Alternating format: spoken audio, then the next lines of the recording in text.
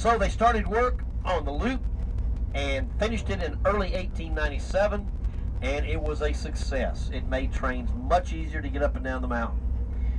Now they started putting that pusher back there, and that helped out a lot. That pusher locomotive would couple up to the back of the freight trains. He'd lace in his air hose, air lines, and he'd do a quick brake check. And then through a series of whistle signals, the engineers would talk to each other. No radios back then. So when the engineer on the back locomotive was ready to go, he'd blow his whistle 2 times. That meant forward. Well, the engineer on the front heard it. He'd blow his 2 times, and together they'd tug on the throttle, and they'd both come up the mountain, one pulling and one pushing those heavy freight trains. Now, if by chance the pusher locomotive was not there or not on duty, a train might have to double the mountain. That means he leaves half his train back there at Appalachia Station and brings first half up, then only has to go back down through the loop one more time to get the rest of his train. So all in all, it was still a better deal than the old switchbacks. Well, once L&N bought the railroad, they realized mountain railroading is not conducive with making big money. So, around 1908, they went farther north, out of Atlanta, to Cartersville, Georgia, and they took a right turn out of Cartersville, Georgia, and they built what they call the New Line. They finished the New Line in 1910. We still call it the New Line. Things don't change quick on the railroad, let me tell you. Now, that gave this the nickname of the Old Line.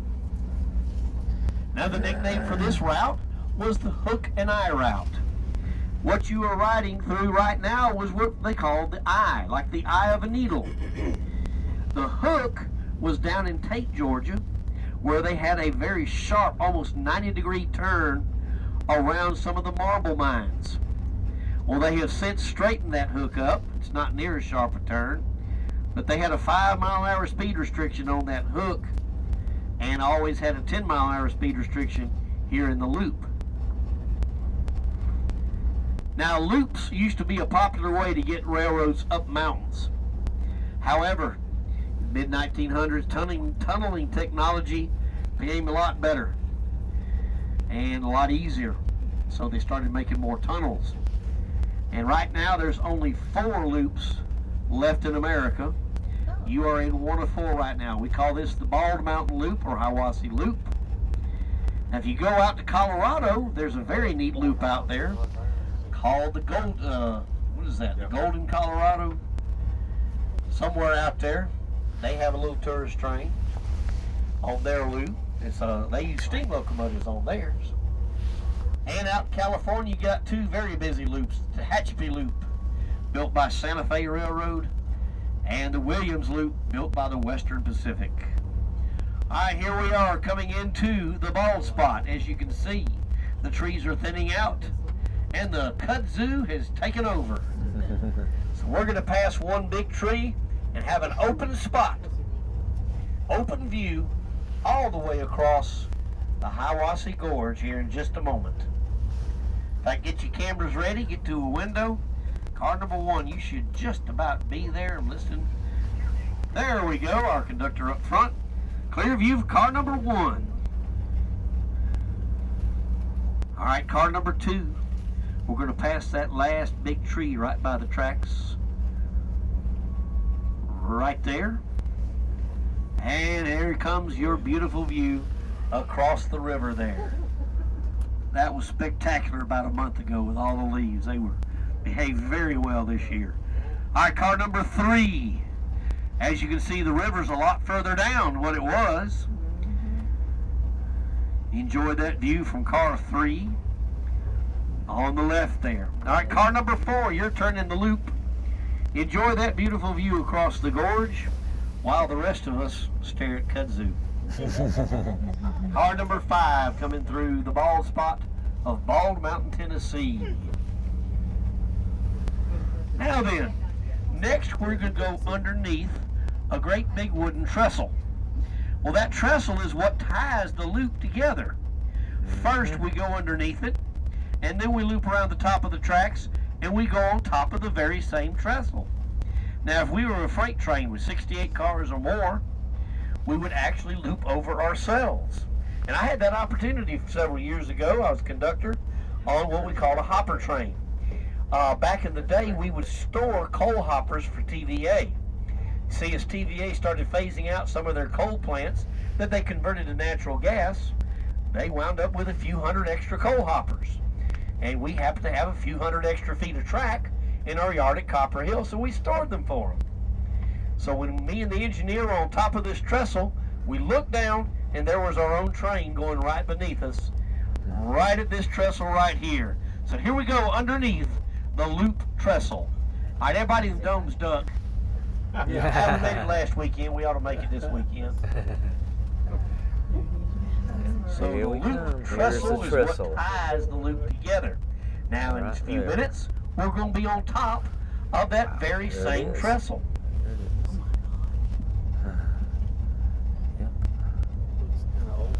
Going through it. Going through it now. And we're climbing. You can see how steep the train is getting on up ahead of us. Going around Ball Mountain.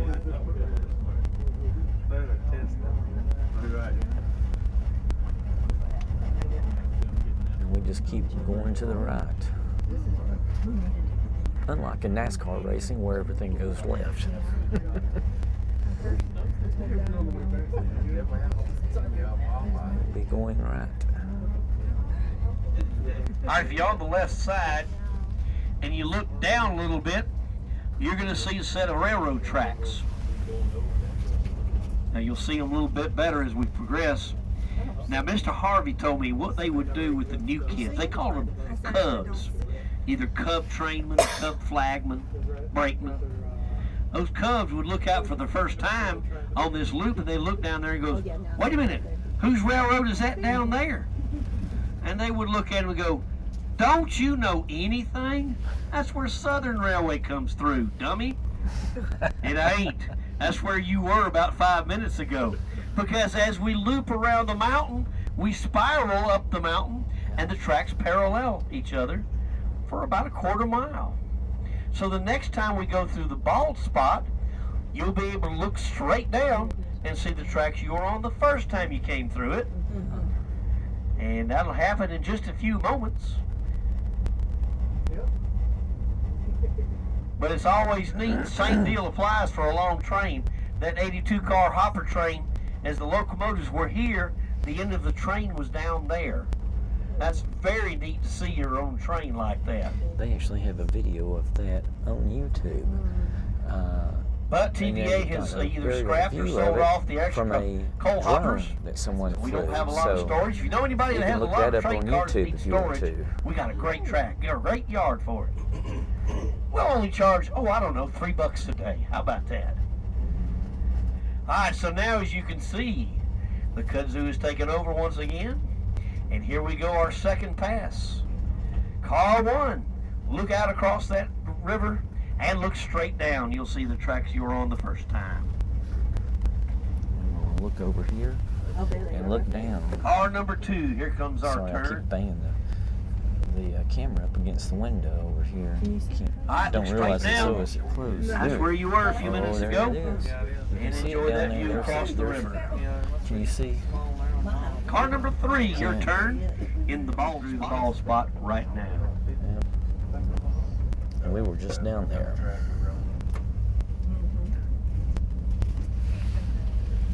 Now we're probably going to be coming around to the trestle itself, being on the trestle.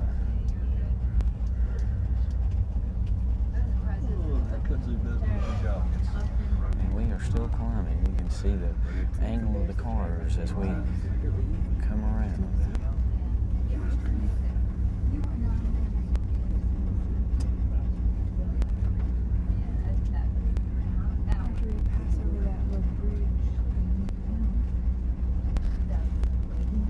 All right, you remember that trestle we went underneath a little bit ago? Yeah. Well, now we're about to go on top of that trestle.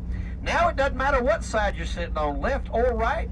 You can look out your window here on either side and look down and see the tracks below. So car number 1, you're on top of the loop trestle right now. Look left or look right, doesn't matter. Car number 2, here's our turn. On top of the loop trestle.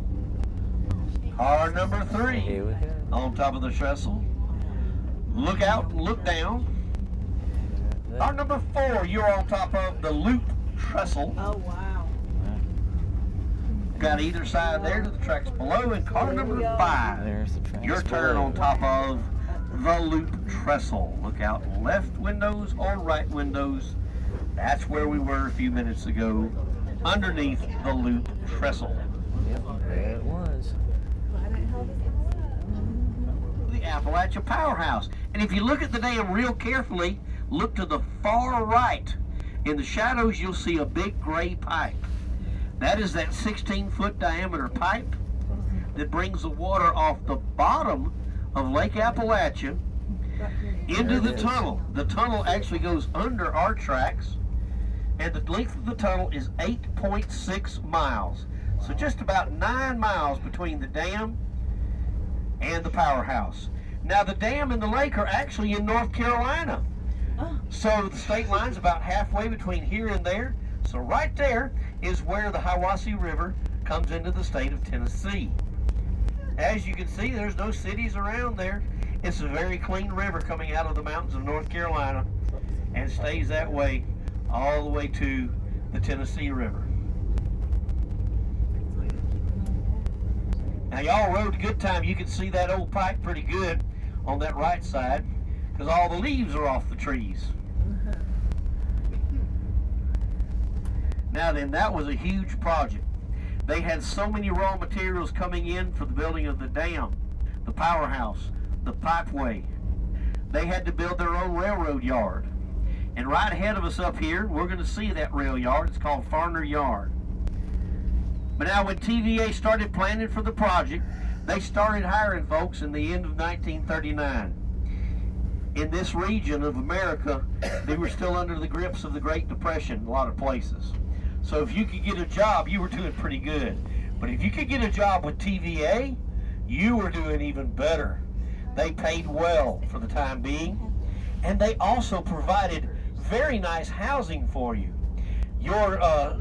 The place you stayed while you were building the dam was a very nice wooden floor, wooden side tent, a big canvas tent. But during the winter, they gave you a nice little coal stove to keep warm in. So they did pretty good when they first started. But then something happened in December of 1941. America entered the war. Hey, this is Tennessee. We are the volunteer state. They lost almost 70% of their workforce to the war, the military. These fellas didn't wait to get drafted. They went and joined.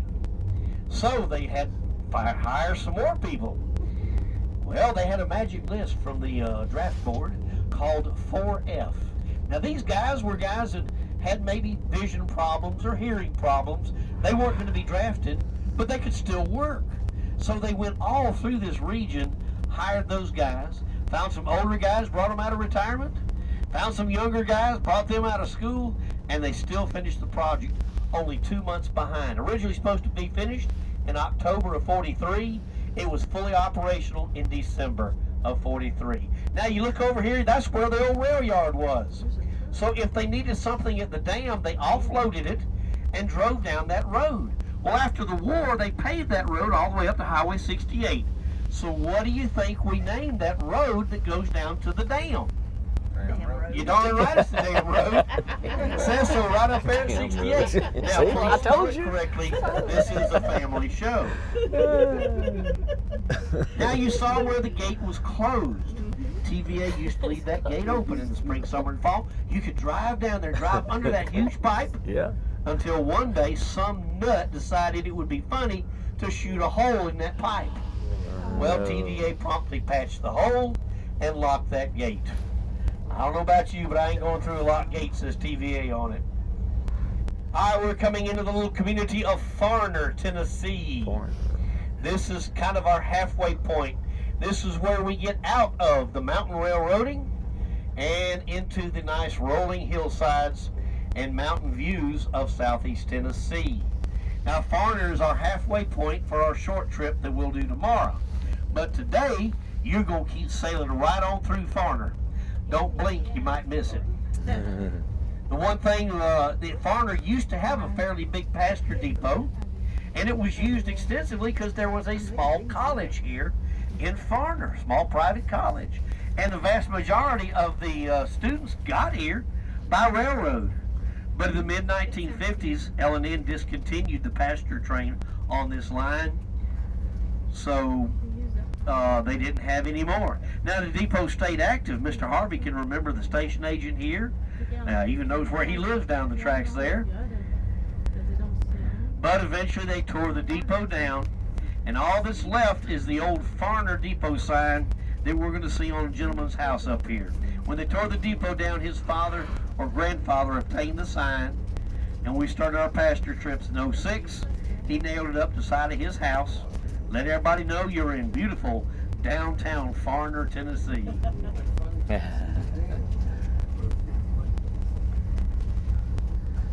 Maybe it's this road over here. There's a road. You can see it.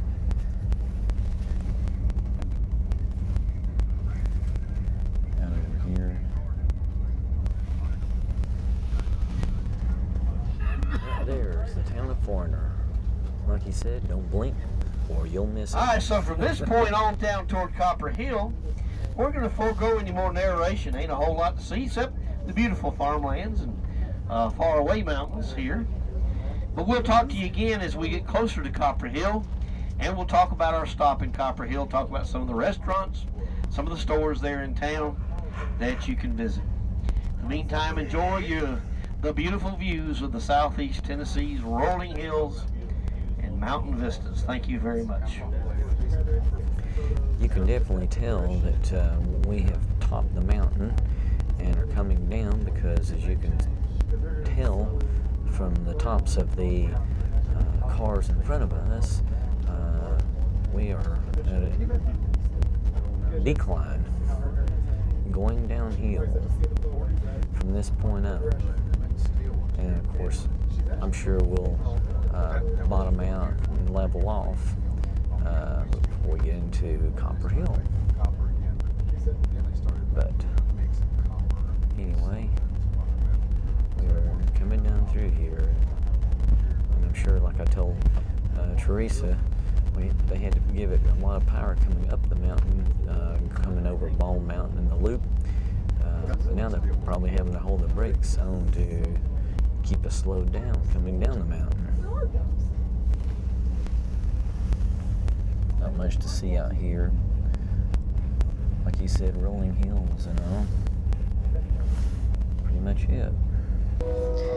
Just rolling right along with some residents over here on our left. Looking out the window, if you can see it. There's must be a lot of crossings, because, like I was telling Teresa, the engineer's blowing the horn an awful lot. And we've gone over several in the last few minutes.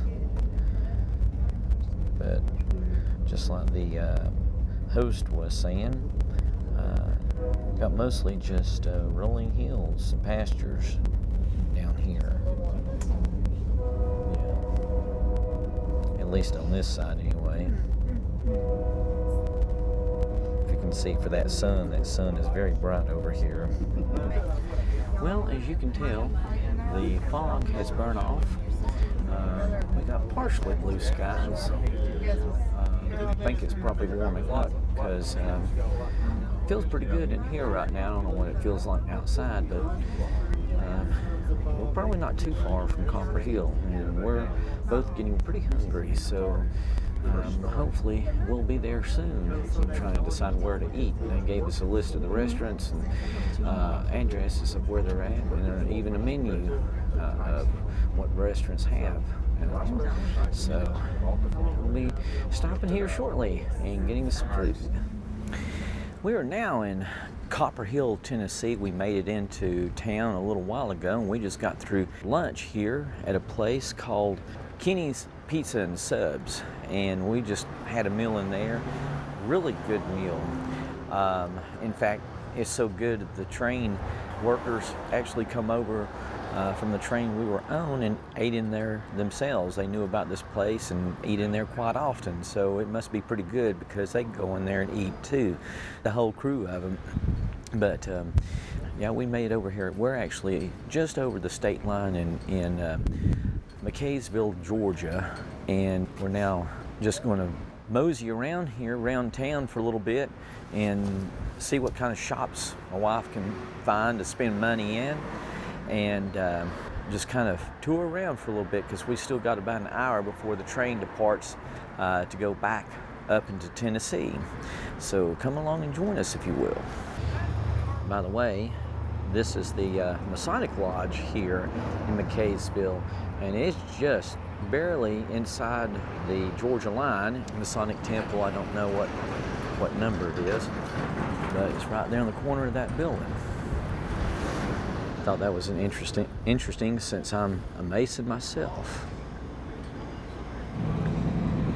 We're now at the Georgia-Tennessee line, and it literally dissects this intersection from right here, as you can see right at the corner of that building, that blue line that goes right across right here, right over towards that IGA right there, just on the other side. This is on the left side of that line is Tennessee, and we're actually standing in Georgia over here. Now, I'm from this area. I know this area very well. It's not that big of a deal to me, but it is something that is a tourist attraction. A lot of people have stand there and have their picture taken with them straddling the line. We just stepped into a shop over here where we found some kudzu blossom jelly.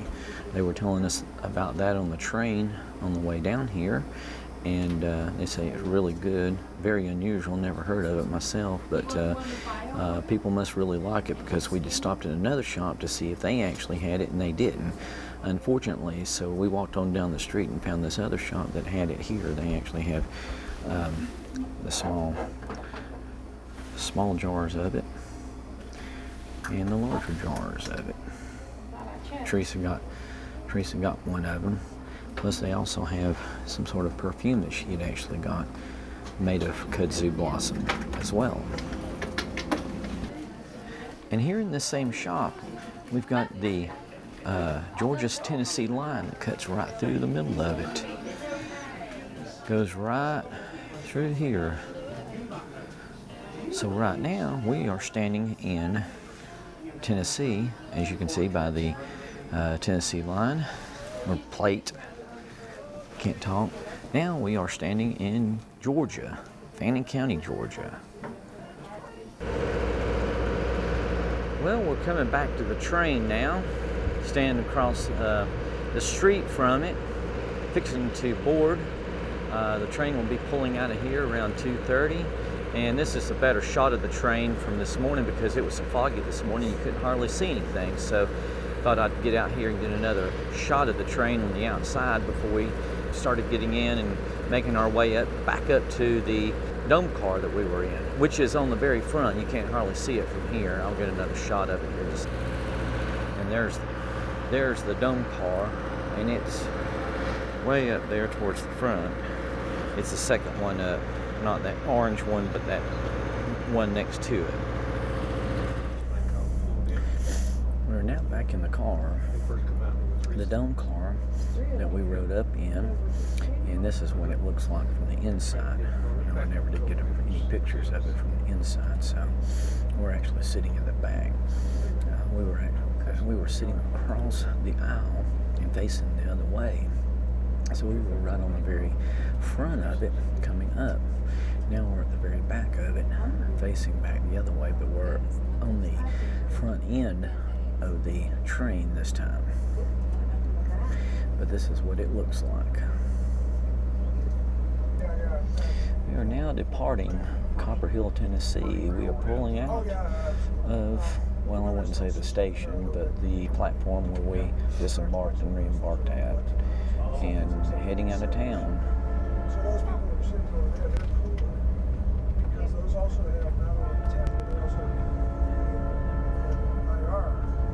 There, left to right to the tracks below. Car number 3, you're on top of the loop trestle right now. Look out either side there, left to right. And car number 2, here comes our turn.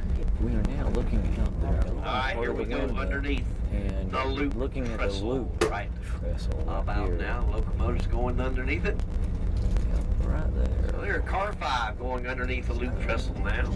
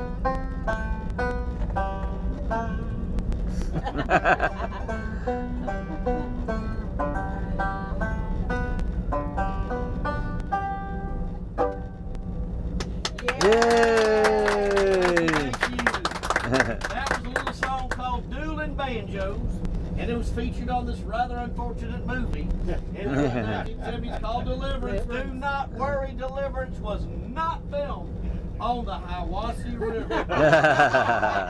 Those were not Tennessee boys giving Ned Beatty all his memories there. We didn't like the movie much, but we did like that song. That song got very popular. One of the songs got me interested in playing bluegrass.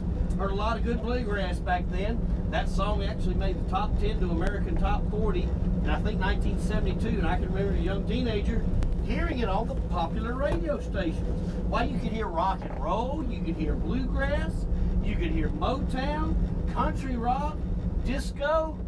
Well, 4 out of 5 ain't bad. But not only did I hear a lot of good bluegrass on the radio, I also heard some pretty good bluegrass on television.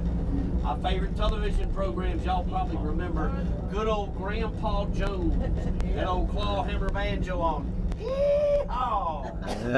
Old Roy Clark. Roy Clark could play every bluegrass instrument and play it better than most. Absolutely, unbelievably talented feller. There was another show had good bluegrass on it.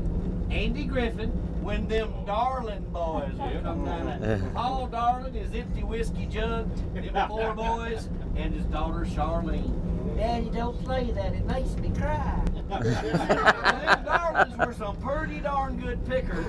That's because in real life they were called the Dillards, and they were one of the best bluegrass groups in America at the time. Then there was another good show with bluegrass on it.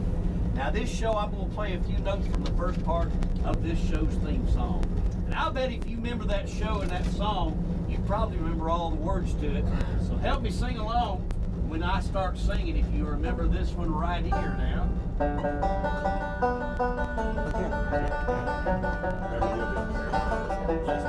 There's one day he was shooting at some food, up through the ground coming by balloon crew.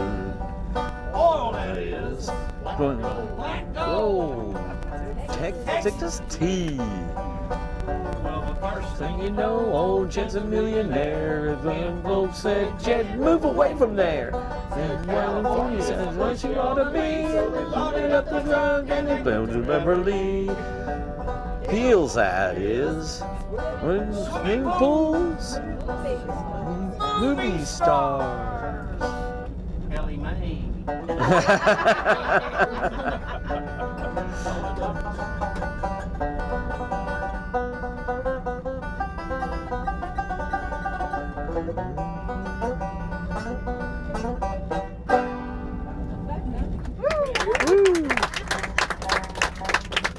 Y'all come back now, you hear? That was, of course, the theme to the Beverly Hillbillies, and it was first sung for that show by bluegrass greats Lester Flatt and Earl Scruggs. Now, we got a local connection to old Lester and Earl. When they first split from Bill Monroe, made their own band, their stand-up bass player was a fellow named Cousin Jake. And Cousin Jake Tulloch was from Etowah, Tennessee. So a lot of folks grew up knowing the Cousin Jake was famous, but they thought those guys with him were just a bunch of drunks. They didn't know. But Cousin Jake was a founding member of the original Lester and Earl bunch. And he was from Etowah, so in his memory, every March, about the second or third weekend, we have the Cousin Jake Bluegrass Festival here in Etowah. So if you like good bluegrass, that's a great place to come hear some. The neatest part is Saturday during the day, all the old timers gather at the old depot there in Etowah, and they jam with the youngins, learning bluegrass. And it is a very neat experience just to hear those folks jam together, because bluegrass, it is not generational. Everybody plays the same type of bluegrass. All right, so I bought my first banjo at 14. Learned up a few songs, and my dad said, hey, pack that banjo up. We're going down to your grandmama and granddaddy's next weekend. I want you to play it for them. They might like that kind of music. Well, when I did, I found my biggest fan. My grandmama loved all those old bluegrass, specifically those old bluegrass gospel tunes. Well, she made a list of all the songs. I learned them up. We'd sit on the front porch of the old family home place. She'd just sing and sing. This next song was her favorite of them all. A little song called I'll Fly Away. Let me make sure this thing's in tune for grandmother.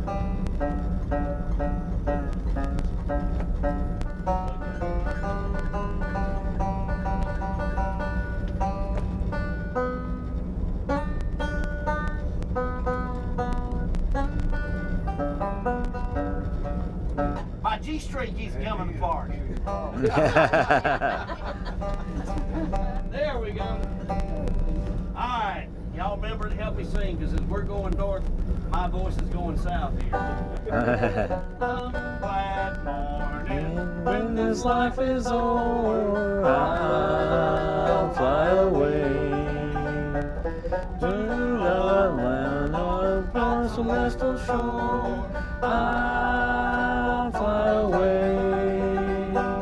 I'll fly away, oh glory. I'll fly away in the morning when I die. Hallelujah, by and by. I'll fly away. I'll fly away.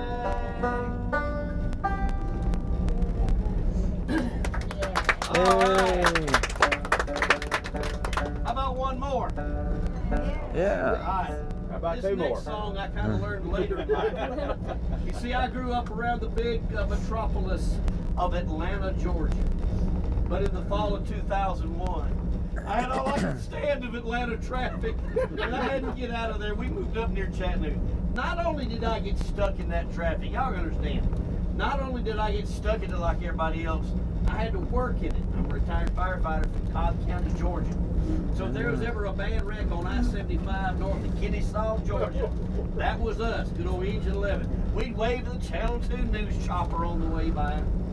Well, I had to get out of there. That place was driving me nuts. So we moved up there to Chattanooga, very nice little town called Cleveland, Tennessee.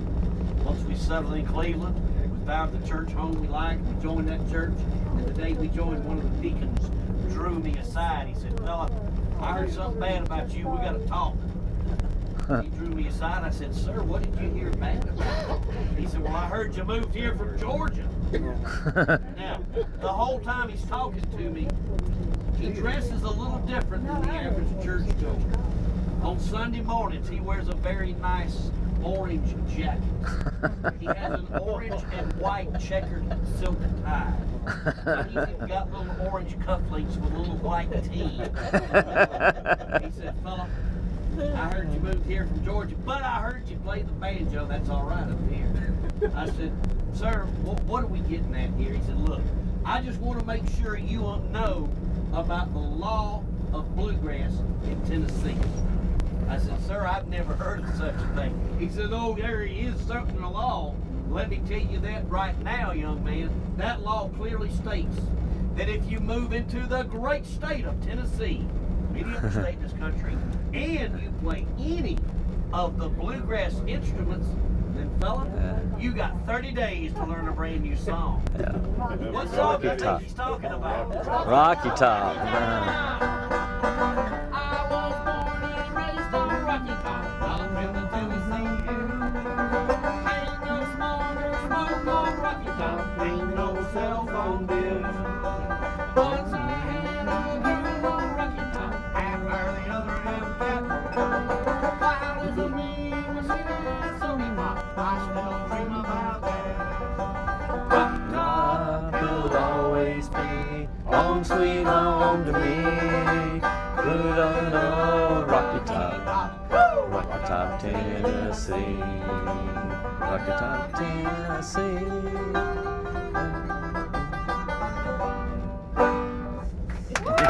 Ladies and gentlemen, it was miraculous up here.